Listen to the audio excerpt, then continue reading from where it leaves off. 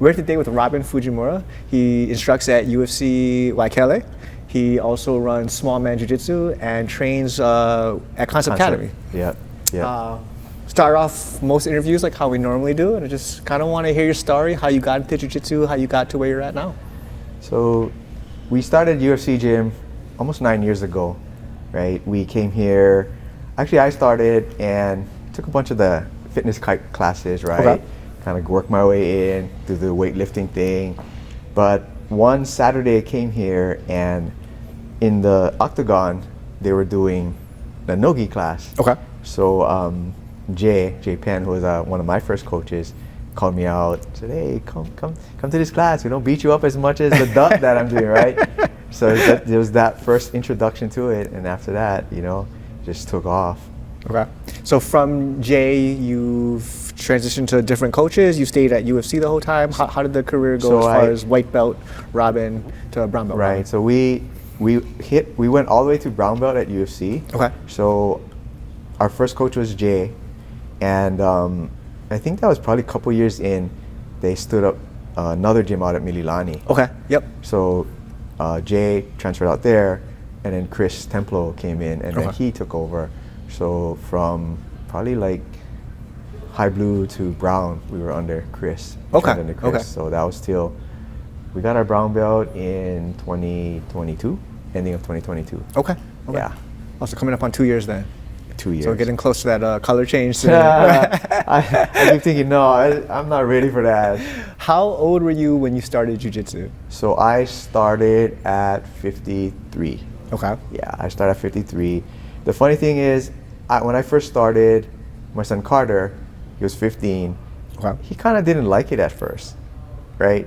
But we had a previous incident where previously when he played sports, we actually took karate. Okay. I mean, so something, right? I forced him into it, and then he hated it, right? So I learned my lesson, right? He was 15 already. I said, I'm not going to force him to do anything. He wants to do it, great. I enjoy it, so I started doing it. Something clicked in him, and and he's phenomenal. Yeah, he's phenomenal. He's one of the top young prospects right now. That's really cool.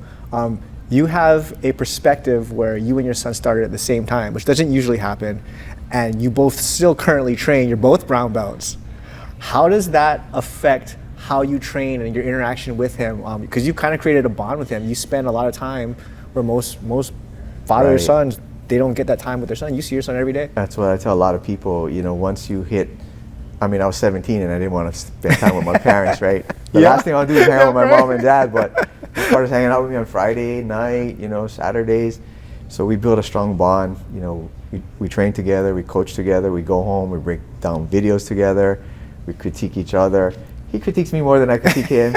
So, but it's kind of one of those things when you're a kid, you're faster, you're stronger. Right. At some point, they pass you, right? Same with the jiu-jitsu. Yeah. I start off a little better, just totally surpassed me. And the 15-year-old, like, I got this. The 19-year-old, like, I don't got this so much.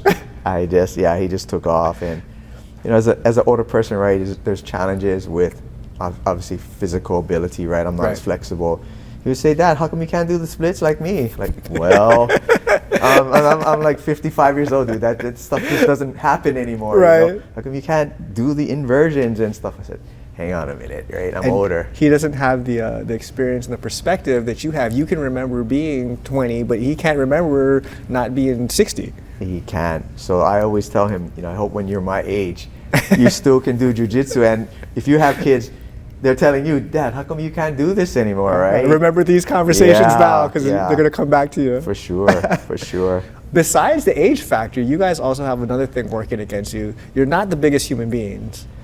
Yeah, so... How do you deal, because you have a target around your waist that says like, hey, young, big, strong, athletic guy comes in, like, hey, that's a brown belt, like, let me go see what I got. So how do you deal with that? We learned early on as white belts that we weren't strong, right? It took a little while to figure it out, right? That we can't overpower people. So it took a little while, right? But then that's why I'm more of a guard player. Okay. Like I just learn to defend and I just stay and ball up if I have to and hold people. And understanding that if I don't use technique, I'm not going to survive, right? So as time went by, I started to figure out technique is the key, right? Right. Especially as a small person. Some of the other things that I do, right, as a instructor at brown belt, I talk to people before I roll with them and said, hey, look, I'm 61 years old. Yes, I'm a brown belt, but you're quite a bit larger and younger than me. Yep. Let's make it a fun roll. Let's trade techniques, right? Right. So I always try to stress that to people that I roll with, because it doesn't make any sense for me to just lock them down, because I could, Right. but then it's no fun. Right. So I want to make it fun and a learning experience. That's so intelligent. I mean, just giving them the awareness, like, hey, this is just saying I know some stuff, but there's still physics involved. Right, right. Do you think having that perspective then helps you as an instructor, especially Jiu-Jitsu is growing, the demographics have changed from young athletic, I want to fight MMA, to like, we got people that, hey, let me try this out. We got never done a sport. You know, we have smaller women, we have older women, we have older guys. There's a guy who's got his black belt at 81 in Hawaii. Right, right. But having the perspective of there's different demographics now, you have that. Does it help you as an instructor? It helped, you know, I oftentimes see new people, right, just trying to overpower someone, right, and just, I always tell them, it's not a death match, right? You know, nobody, like they always say, nobody wins practice. Let's learn technique. So I have conversations with the individual, right? I don't call them out in front of the whole class. When there's time, the appropriate, I tell them, hey, dial back the strength. You're not going to really progress if you just keep holding and gripping and, you know, holding people so tightly. So it does help. Not everybody's open to my ideas. It does take a little longer for some people to get it, but as time goes by, right? I mean, especially as they start to level up in belt stripes, belt color, they start to get it, right? There's a good example. We had a guy that trained here at purple belt, and he would go hard. He would go super hard with everybody, right? Then he moved to the mainland, and then he was a small guy. So he came back and I rode him, and it was super different. Right. He goes, yeah, I recognize, yeah, you got to use technique. I can't overpower the people over there. So he got it. He was put in a situation where he's forced to learn it, right? Even at purple belt, he still didn't quite get it. Right. So, do you think that the gym and the instructor, so you get a new person, and you push that towards them, where it's technique and refinement and getting good at your skills. Do you think that then plays into the vibe of the gym and other people get it? Does that help with their learning progression? I think, especially at UFC, so before COVID, there was a super tight group of people, right? That we were all together, like Carter and I, we were like the low guys on the totem pole. Like we were like the nobodies, right? And everybody else was all up here, right? As soon as COVID hit, where did everyone go? And then we were the top people, so we had to start helping to redevelop or rebuild the program, right? So as people started to come in, right, we tried to give them that knowledge, like, hey, this is how you do jiu-jitsu. This is how it works. It's not MMA, right? We're not trying to beat each other up. Right. So then you can kind of sense that vibe. The regular people, they already got it. They understand that that's how jiu-jitsu should be done. What would be your main focus? Are you aiming your class to reach the broader audience? I know your son competes a lot, and sometimes seems like he's really focused on like getting guys to competition level. What do you focus on, especially with the contrast? You guys both teach the same classes. It is a challenge because he has a different style of teaching and what he wants to get across. He's very detailed, and I think at that high level you need to be, right? Yeah, especially people you're trying to get to competition level, competition ready. I teach the kids classes. He helps me with the kids classes too, right? But the kids can only absorb so much. So I kind of give them a broad idea of what to do, right? Not specifically do this, this, and this, right? Because they're not going to get it. Yep. So even as with adults, I might introduce a technique, but I don't break it down to the degree that he does. He feels it's important. I feel it's important too. But if it's a brand new technique, you got to learn the basics before you get all the intricacies of that position, that technique, right? So I don't say we argue, but sometimes, and he's teaching, I just have to bite my tongue, and vice versa, because he wants to say something, or I want to say something, right? Even tonight's class, he was teaching a certain way. I was like, maybe, but like a difference of philosophy. Yeah. So we don't want to show dissension in the ranks in front of the class, right? We're one unit together, right? So I got to support. Like he'll just get mad. Dad, don't do that. Come on, put more pressure. Like he's just all over me, right? Like, you don't tell me what to do. How do I know, right? Right. But it's fun. It's fun. You guys have one of the most authentic YouTube channels. So SMALLMAN Jiu-Jitsu on YouTube, and it seems like you just get in your car, like you're driving to practice, and you just guys have a random conversation about stuff.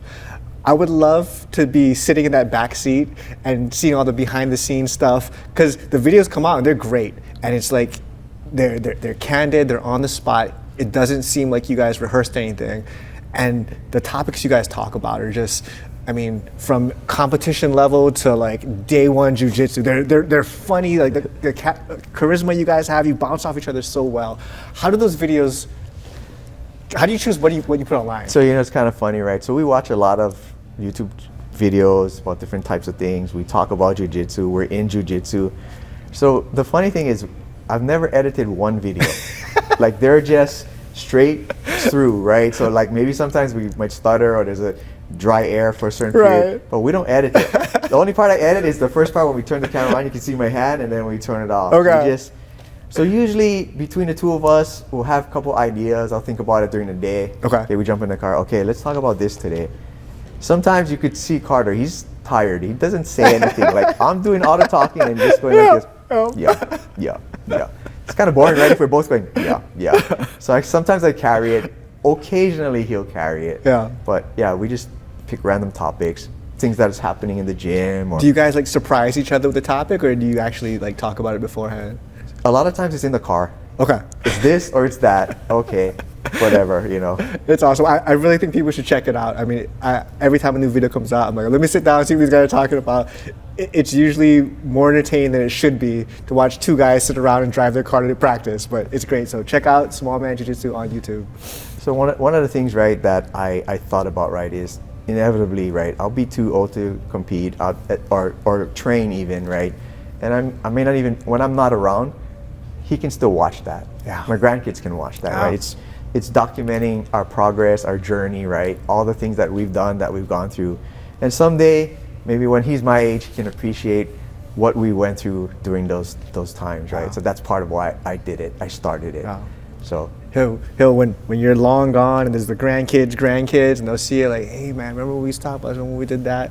And he has a video of you guys just having a conversation. Most people don't have that. That's beautiful. It's been quite a journey. You know, the thing that was one of the more touching moments for me is when we both got our brown belts. Okay. It was kind of a surprise, but it kind of wasn't. So Chris kind of made us do a little test, but he didn't tell us, okay, you're getting your brown belt this day, right?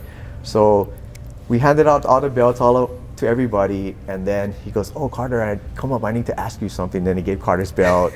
And then he gave me my belt, right? So we both got our brown belts at the same time. Oh my God. We had a few people tell us, it was so emotional. Like I cried, right? I almost cried. Like I had to kind of fight it back. Like, oh God, like, oh man. It was, you know, it was a journey for us, right? We put in a lot of hard work, and we got to that level. I mean, we're not done yet, right? But to get to that level where most people probably wouldn't have made it, right? There's not a lot of brown belts. There's even less black belts, and the way you guys are going, I think it's inevitable at this point. So the other thing too for me, right, is I have to train smart. I have to do recovery. I take a lot of supplement, right? I kind of watch my diet, you know, and a big part too is who I train with, like how I train and who I train with, right? So we kind of hit somewhat of a plateau at UFC, right? And then we were bouncing stuff around, and we were trying to figure out what do we do, right? Because Carter still wants to compete, but he wasn't getting enough, you know what I mean, input to help him level up his game. That happens. It's a natural progression. So we still love UFC. We love all the people here. We love, you know, we love training here. We love coaching here. We love everything about UFC. But we felt that our journey needs to continue, right? So it was a difficult conversation I had to have with Chris, saying, hey, we're not going to train over here anymore. You can't strike my belt anymore. When I compete, you're not going to be sitting in my corner. It was difficult, but I had to be upfront with him. I had to be honest, right? I can't try to hide it, right? And then, you know, do it on the side. It was a difficult conversation, but I think our friendship was strong enough that it withstood that part of it. And you have the maturity to have that conversation. So it's like you said, it's not like a stab in the back. It's like we're still friends, we're still human beings, but like, hey, this is my personal journey. I'm gonna talk to you human being to human being, and like, here's what I'm thinking. And yeah, he respected me for that. But we have a friendship in a place where we can say anything to each other. So I start off as like, I have something difficult to tell you, right? And he's like, oh, now what, right? But he understood, right? He understood because he said, hey, I get it. You know, it's kind of like it's kind of his job now, right here. said if he started his own gym, we probably would be training with him and we would have been leveling up over there. Yep. But he elected to stay at UFC, so that's kind of where he kind of plateaued. So then we went over to Concept, so we trained under Maya. It's a great place to train. Yeah, Maya is a monster. Maya is just, he's detailed, he's smart, he's articulate. I mean, he's on the short list of like, who do you want to train with? Maya's on that list. Yeah, and we're lucky too because his school's in its infancy, right? Yeah. So the school is small, we get a lot of attention. Yeah. Right now we're the highest belts over there, so we're the brown belts, right? Okay. So he does help us make sure that we're on track with what we're trying to do. Yeah. Right, helps us. I think the biggest thing that he instilled on me was the last Naga I competed at. He kind of set the mindset of how I should be competing, what I should be looking for, how I should be preparing my training, right? Yeah. Before, I train, I'd be in good condition, but what's my game plan? What am I trying to attack? Yeah. How am I trying to be victorious, right? And he's a seasoned competitor. He's an active seasoned competitor. So he had a wealth of knowledge. Okay, Rob, you need to do this, look for these things, start to think about it in this fashion, right?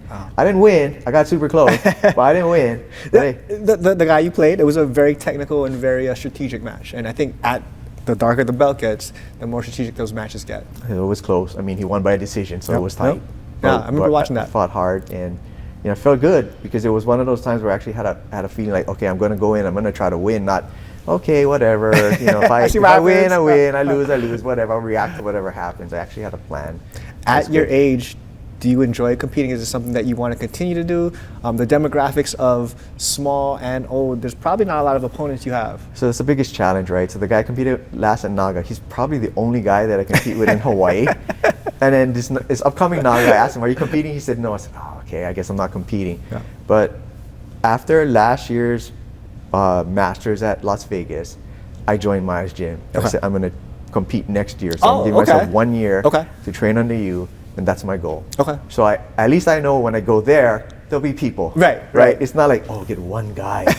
Maybe there's 4, right? Or whatever, but it's going to be more than one other person, right? Right. So I have something to shoot for, a goal to shoot for. That's what I'm And that's targeting. A fun tournament. It's in Las Vegas, so we're grown up enough that we're like, oh, we're going to train, and we're going to do a tournament, and we're going to go out afterwards. That's beautiful. Have you looked at the bracket yet? I have not, but I looked at last year's competitors. I watched the video, kind of watched the style that they play. So feel pretty good. Like, are you the kind of person that will study the opponents and see their footage, or you just kind of show up and like, hey, I'm going to play my game? I think a little bit of both, right? I will look at it and see what's going on. So the guy that I go against at Naga, he won worlds at blue, purple, and brown. Oh, wow. Yeah, so he won all 3 levels already, right? Wow. So when I went against him, like, I'm kind of competing against someone that's already at the level that he competes there. Right. So I felt pretty comfortable, like, okay, I did okay against him. Hopefully I can do okay up there too, right? So that's the mindset that I'm going to take. I think you cap it off world championship and then like black belt. That's a good progression. I know it hasn't happened yet, but we're saying it's inevitable. How would you feel if you and Carter get black belt on the same day? That's kind of like my dream, right? That'll be the dream. That'll just be like the epitome of my training career, right? And everything else is just whatever. Like, we've hit black belt together. And we were talking about it, right? So he said, like, I think he's 20, he'll be 24 next month. Okay. Right? So say he hits black belt in a couple years. If he trains to my age, he'll be a black belt for 30 plus years, right? I mean, that's potentially a coral belt level, right? So I said, I hope you keep training well into your 60s like I'm going, right? That's what I want to see him do. Because I think ultimately his goal is to be a jiu-jitsu coach, right? But currently, it's hard to make a profession out of being only a coach. It is, but I think the tide is turning, and it's popular enough where you could possibly make a living being just a full-time jiu-jitsu person, either competing or just coaching. So I think that would make him happy. I don't know that it would make my wife happy, but it's a respectable career. I believe so. Yeah, it's hard work. It's hard work. It's not easy. Yeah. Takes a special person to be in it. What would be your ultimate goal? So black belt, is it like you want to have a gym, you want to have your own program, you want to help Carter stand his up? What is your ultimate goal in jiu-jitsu? I think for me, I'll be happy at black belt, and wherever Carter's journey takes him, if he wants to stand up a gym or he becomes, say he helps to lead someone else's gym, I'll be right there behind him, right? I'll be happy to be black belt. I'll be nervous, right? Like anything else, like, oh shoot, I'm showing up at open mat with black belt. just batting up that brown belt, and I was like black belt. I was like, oh So gosh. now you got the target, right? When you get the black belt, like the lights and the arrows are yeah, pointing at. it's- It's like, come over here and get this guy. So the good thing, right, is that we do cross train at other gyms, so we know people, right? So when we go, even though I look a little younger than I am, they realize, hey, he's not 40 years old, Right. so they don't try to kill me. Right. So it's a nice, fun roll, right? They do go a little hard because I'm brown belt, but I should be able to withstand it with my technique. Right. So, yeah. That's awesome. It's just really cool. I don't have any other questions for you. You have anything you want to talk about? Anything you want to promote, maybe? So again, like you talked about our YouTube channel, right? We try to post as much as we can. I like to record the footage from the classes after the rolls, even the open mats. Okay. I do it some for myself. I do a lot for the other people that come to the class so they can see themselves. Because a lot of times you come to class, you roll, you go home. What happened? I don't know. Oh, but what, right? And it's different when you see yourself. You see yourself. Oh, this is what I was actually And doing. then lately what Carter and I have been doing is we watch it and we look out for specific rows. Okay. And we break it down like, oh, look at this student. He needs to do this. Oh, wow, I didn't realize he could do these things, right? Okay. So then we give them feedback off of the videos that we watch, right? Oh, that's great. So we kind of enjoy that, and we go back and forth. Oh, look at that. Oh, he could have been doing this, right? Right. So we can see progress, right? You put it just on YouTube, or do you actually send them messages like, "Hey, this is what the transition was. Or you could have done this better." I or usually whatever put it. I just put it on YouTube. We just recently started putting the rolling footage on there, maybe like in the last 3-4 weeks. Okay. So at some point it'll be more broken down. Like, okay, hey, here, That's look, awesome. watch this footage at this time. You were doing this. Maybe you should try to do this instead, right? Or hey, you did really good. Look at this submission you hit from this position, right? So at the end of the day, right, the students, I feel the students show where I'm at, right? Yeah. If the students that we train don't do well or can't do the class, then I'm doing something wrong, right? Yeah. I need to help them, right, in any way I possibly can. And the classes are short. It's 45 minutes maybe. How much are they going to absorb from that, right? But if you can give them more input to the videos, outside input, then That's a great way to look at it, and like you actually care about the students as opposed to like, oh, I'm just trying to run class or whatever. And you're giving them extra feedback that they're not getting in class, but they can get it and they can reference it on their time. That's beautiful. I love it. even after the class when we roll, so some of the lower students, I'll roll with them, and then I'll critique what they did or give them compliments based on what they were going and how to work on stuff. I see you doing that too. Yeah, for sure. But that's how it works, right? You share that knowledge with the lower guy. When that lower guy rises up, he shares the knowledge to the next person. It's just a good cycle. You're building that culture already in the gym. That's great. Yeah, and at least a nice, healthy, competitive, but good gym environment. Yeah, I think Jiu-Jitsu is a physical, but it's also a mental game, and it helps. It helps a lot. You have a rough day at work. You come to Jiu-Jitsu, boom, your mind's cleared, everything's forgotten. Yep. Start the next day. Definitely right? agree with that. Yeah. Well, thank you for your time. I appreciate it. Thank you, my brother. All right. SMALLMAN Jiu-Jitsu. Check them out.